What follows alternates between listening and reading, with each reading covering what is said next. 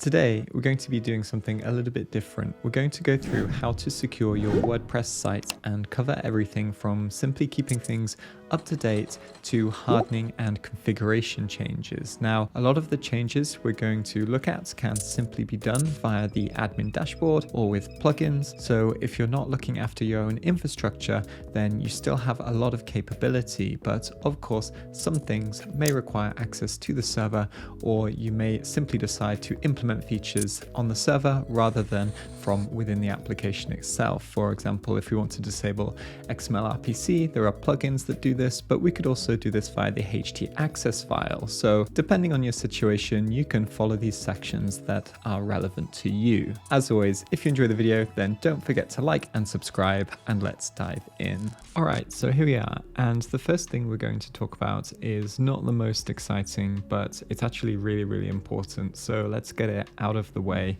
And that is making sure that our WordPress instance and plugins and theme are all up to date. So if I just come to localhost 8080, which is where my WordPress instance is running, and this is just a default installation, so we can just go to wp-admin, and then I'm gonna log in with my username and the password that I set when I set up the instance. So in here, you can see that on the dashboard instantly it gives us a, hey, WordPress 6.7.1 is available, so please update now. And all we need to do is just come in and click updates and then update to version 6.7.1. Now, what I'd say is if you have a production system or like your company website or something like this, or a blog that you're running, then we'll talk about taking backups a little bit later on. It's definitely worth taking a backup before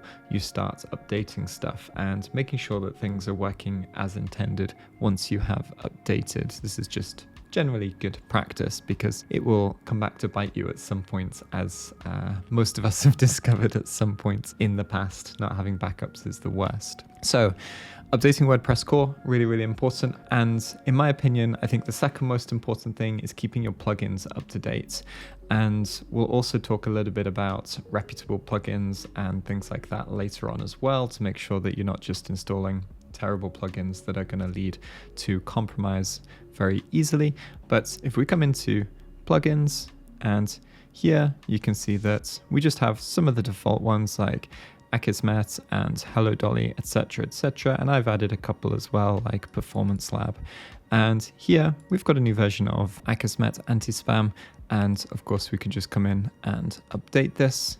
And same for the themes as well. So if we come into themes, we can update the themes too. So those are the three main things that you need to keep on top of in terms of updates. And of course, if you're subscribed to the WordPress bulletin, you'll get emails about WordPress needing to be updated, which is really important.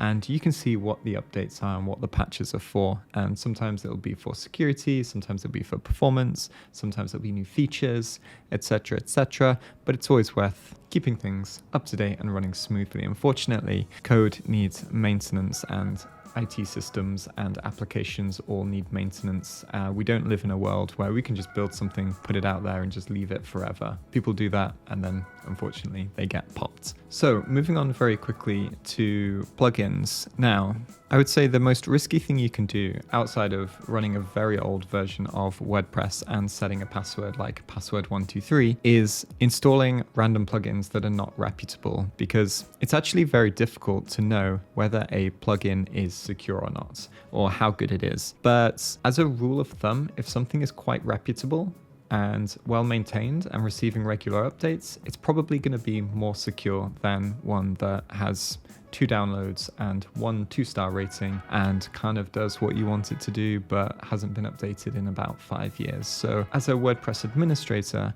make sure you're looking at the plugins you're installing, you're looking at their reputation, you look at when the last update was, and you also look to see whether there are known security issues and things like this. And you can just Google search or look in ExploitDB, for example, and we might take a quick look at WPScan later on. So you can scan your own instance and see whether there are any known exploits available for what you've got installed. But as a good rule of thumb, if you're not a security person, stick to reputable plugins.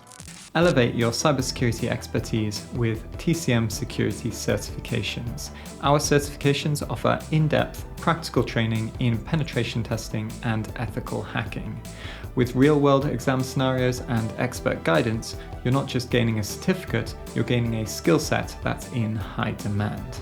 Visit certifications.tcm-sec.com and take your first step towards a distinguished cybersecurity career. So now that everything is up to date, we need to focus on hardening our WordPress instance. And for me, this is the most interesting part, going in and making sure that everything is configured how we want it to be configured and tightening things up as much as possible.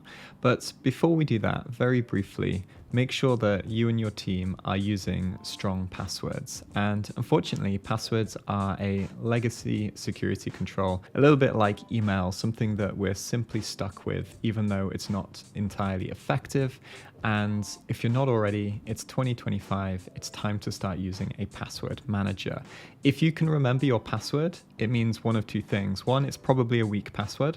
Or two, it means you're using it in multiple locations. And that means somebody can probably use brute force or credential stuffing to get into your account. So something to really think about.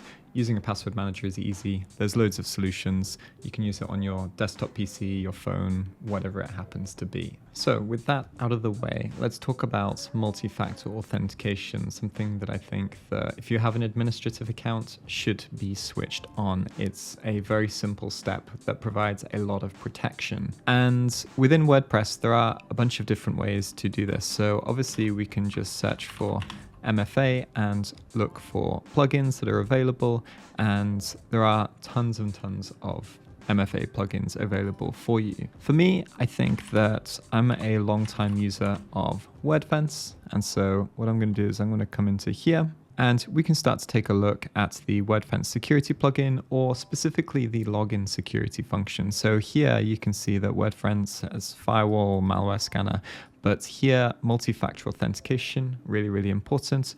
Or with the login security, we can do things like MFA, and we can also introduce captchas and also the XML-RPC protection as well, which is really useful because exposing XML-RPC via WordPress, if I recall, can lead to denial of service attacks. So this is something that we either want to protect against or put some control in so that XML-RPC is unavailable. So once again, all we need to do is choose one, and let's just try the login security because I'm used to using the WordFence plugin, but I haven't actually used this login security one before. So we can come in, activate it, and here, enable auto updates might be worthwhile for some plugins that have a good reputation and don't break things. But otherwise, we can come over to login security and we can set up our MFA. And of course, there are guides and things that will take you through how to set this up. And you can use probably something like Google Authenticator or any of the authentication apps that are widely used as well. So this is something that's really, really important. And if you have multiple users or multiple administrators or people who come in and create accounts with privileges, maybe they're like editors or contributors within your WordPress instance, then having MFA enabled is really, really important. People tend to be a little bit more cautious around applications that they're the administrator of. But if they're just a user on some other application, they're like, well, you know, if it gets popped, that's not on them. So forcing MFA on everybody, I think, is really, really important. We can also do things like IP restrictions to the admin endpoints. And I'm kind of a big fan of not giving public access to administrative endpoints, but I think having MFA enabled is also a good solution as well. We can also think about things like limiting login attempts and also CAPTCHA. And personally, I really hate CAPTCHA. I'm terrible at solving them. But once again, if you have like thousands of users hitting your login endpoint all the time, and you can see that you're being brute forced all the time, CAPTCHA can slow down a lot of those bots or a lot of those brute force attacks that are happening against you. And since we've just briefly talked about roles, if we come into users, and here it's just one user for the moment, it's me, I'm the administrator, but obviously in a lot of your setups, you'll have many users. And if we add a new user, so let's add Jeremy, for example, and jeremy.com, and their name is Jeremy, and their last name is Jeremy, and their website, we're just not even going to fill this in. And here, yeah, it generates quite a reasonably strong password. But once again, if you give this to somebody, and let's say you send it over email, it's going to be in their email forever. And to be fair, if somebody has compromised their email anyway, they can probably just do a password reset. So again, MFA is really useful from that perspective. But having a password manager, once again, is going to be able to allow your users to store and use secure passwords. If you're not using a password manager, you're not using strong passwords. It's as simple as that. Something that I do want to mention is the user roles. It's not that difficult to Google what the roles do and understand what somebody has access to and what they don't have access to. It's really easy to just create a bunch of administrators when somebody says, oh, I don't have access to this, or I can't do this, or you're stopping me from doing my job, blah, blah, blah. So, try and avoid just giving everybody administrator access, or look at how you can implement role-based access controls effectively. And the 10 minutes it takes to research and give somebody the proper access that they need, rather than just switching it to administrator account, is going to save you a lot of time and effort down the line. And don't give them a grace period for 2FA, just make them set it up straight away, and then it's done, and you're all good. Now, the last thing I want to talk about before we move on to the next section, actually there's two things I want to talk about.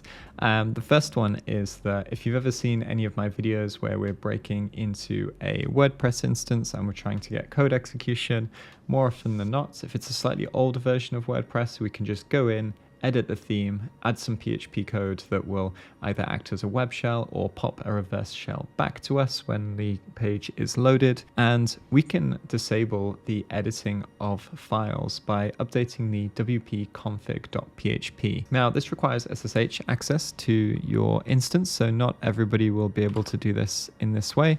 There might be a plugin that does this as well, so if you know of one, then let us know down in the comments below. But if we just open up a new tab. Now, I'm running things locally on Docker, so I can just sudo docker ps-a like this and get my container ID. But in this case, what you do is instead of sudo docker exec-it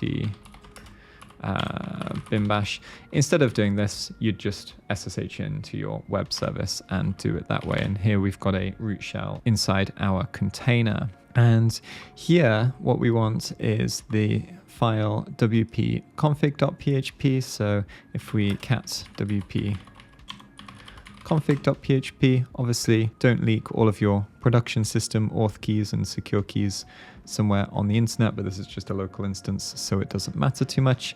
And all we'd want to do is append to this file. So I'm just going to open up gedit quickly, and we can add the define disallow edit files like this, and we need true to the WordPress config file. So you can go in and add this to your WordPress config, and then you should be good to go.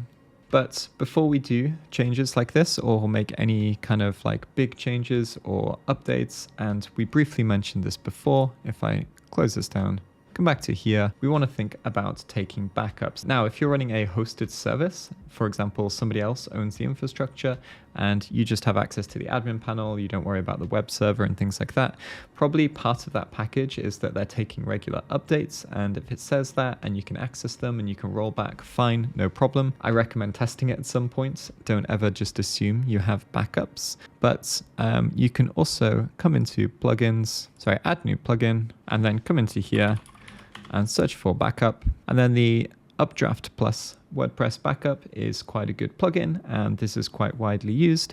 And I think there's one called VaultPress as well off the top of my head, which I've used once before. But again, lots to choose from.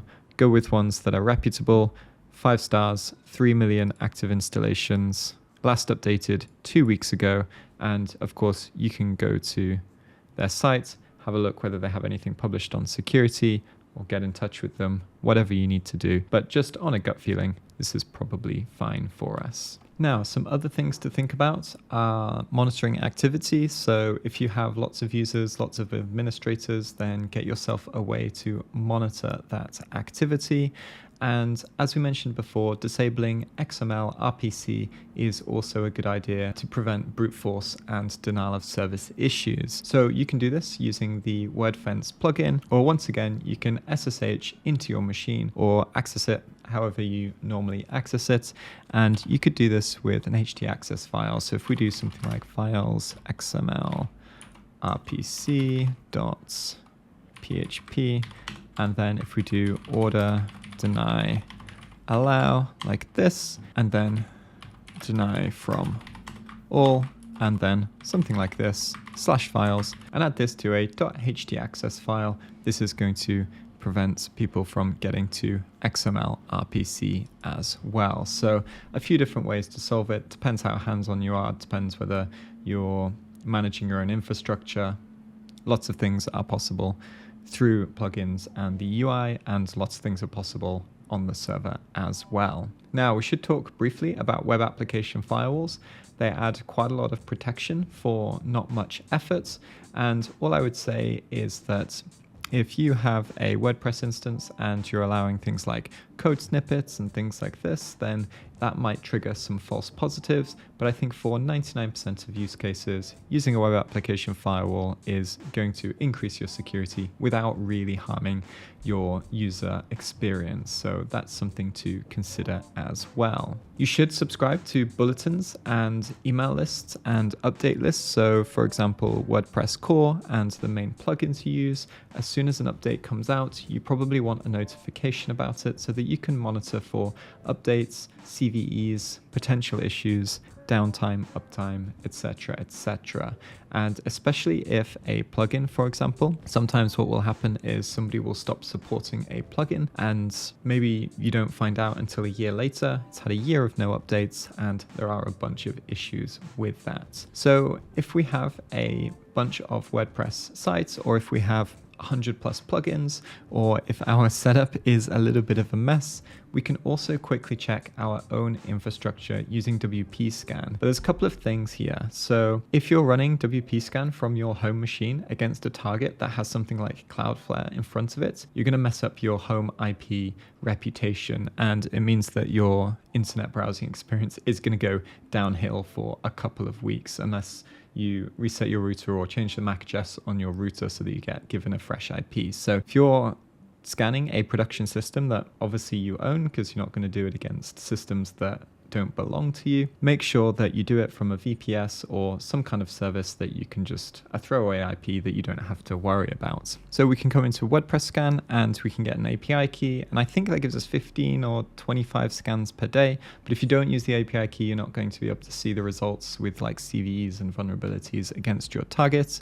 But you can use it, of course, to test user passwords as well. So if you have other administrators, if you have other editors and things like that, you can use a basic password list. Make sure everybody is using a secure password, although you shouldn't need to worry about that if you have multi-factor authentication set up anyway. But yeah, there's a website for WPScan, or we can come to the GitHub repository and hopefully it will give us how to run it. So here, enumerating usernames, and this is running it with Docker, which is quite nice. And then the full documentation is here, but it's pretty much sign up, get your API key, and then run a one-liner to run the tool and then review the results. And you could do this monthly, for example, or you could do it weekly, make sure everything is all good to go. So let's give this a quick try, and we can just come back to here and we can take the usernames. So for example, we're just going to take the enumerate username since we don't have an API key right this second. And I'm just going to run sudo docker run like this. And we need our target. So my WordPress is running in another Docker instance. So if I do localhost, it's not going to find it. But if I grab this IP address here, and then run it against 8080, hit enter, and if it's the first time you're running it, then it will download the image that it needs. So it'll download the WPScan Docker image, and I forgot to remove the S from HTTPS. So let's try this once again. And you can see here, it does a quick scan, doesn't give us any vulnerabilities because we're not using the API key, but it's found interesting headers. XML-RPC seems to be enabled, something that we can fix. So if you go in, enable a plugin and turn off XML-RPC, you can check that that's actually worked by using WPScan. And then if we keep scrolling down, it's found a README file. It's found external WP cron seems to be enabled. And you can read about this. So you can read about how to defend WordPress from distributed denial of service, probably by disabling access to this. And then we can also see version 662. So this is outdated. The main theme couldn't be detected. That's fine. Enumerating users.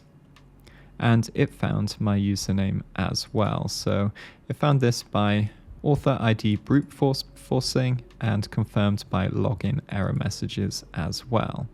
So no WPScan API token was given. So as a result, the vulnerability data has not been output, but you can get a free API token. And yeah, it's 25 daily requests from wpscan.com/register. And then you can go ahead and use that 25 times a day. And if you find something on here and fix it, you can use it to confirm whether that's been fixed or not. So that is how I would go about hardening WordPress. So think about one of the big weak links, which is your admin login. How are you going to protect the admin login page? How are you going to make sure that users manage their credentials effectively? And then also keeping everything up to date, WordPress core, plugins. Out-of-date plugins are a way that a lot of WordPress sites get popped, so making sure you stick to reputable plugins and keeping them up to date. And then also thinking about some of the other things like blocking XML-RPC. And of course here, I didn't know about this one off the top of my head, but external WP cron seems to be enabled. That might be something that we want to go in and fix as well, and then we can just forget about it. So that's good. All in all, securing and hardening WordPress isn't all that difficult. It just takes a little bit of time, effort, and research, and choosing the right plugins that do the right things. And that's it for this video. So if you want to see more WordPress content, then let us know down in the comments below, and I'll catch you next time.